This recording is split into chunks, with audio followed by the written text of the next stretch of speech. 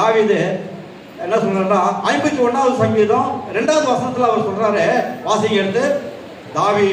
சங்கீதம் 51:2. என் அக்கிரமம் நீங்க என்னை முற்றிலும் கழுவி என் பாவமறை என்னை சுத்திகரியும். ஆமென். Praise the Lord. என் அக்கிரமம் நீங்க என்னை முற்றிலுமாக கழுவுங்க. அக்கிரமம் அப்படின்னா என்ன? யாருக்கான தெரியுமா? அக்கிரமம் என்ன சொல்லுங்க? நியாயத்துக்கு புறம்பாக நடக்கும்.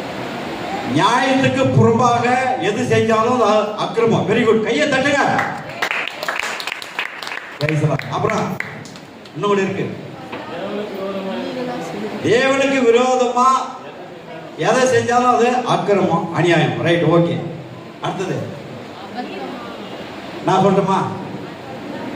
தான் செய்த பாவத்தை எவன் மறைக்கிறானோ அவன் தான் அக்கிரமக்காரன்.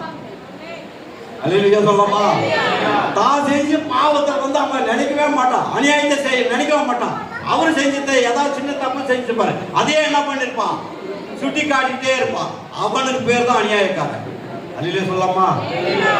ஆக அன்பான தேவனுடைய பிள்ளைகளே, உன்னுடைய அக்கிரமத்தை ஒரு நாள் என்ன பண்ணக்கூடாது, மறைக்க கூடாது. நீ யாருன்னா அறிக்கையிட்டு உன்னுடைய அநியாயத்தையும் அக்கிரமத்தையும் அறிக்கையிட்டு கர்த்தருக்குள்ள அவருடைய பரிசுத்த ரத்தத்தை உனக்காக அவர் கொடுத்து உன்னை என்ன பண்ணார், அவரை மீட்டு கொண்டுள்ளார். அல்லேலூயா சொல்லலாமா?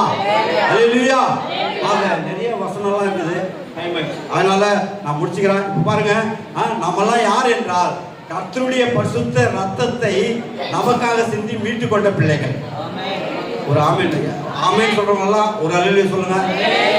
அப்போ உனக்காகவும் எனக்காகவும் அவருடைய பரிசுத்த ரத்தத்தை சிந்தி ஆண்டவர் என்ன பண்ணார், நம்மளை மீட்டு கொண்டார். மீட்டு கொண்டது பழைய காரியங்களை திரும்பவும் நம்ம என்ன பண்ணக்கூடாது. ஒரு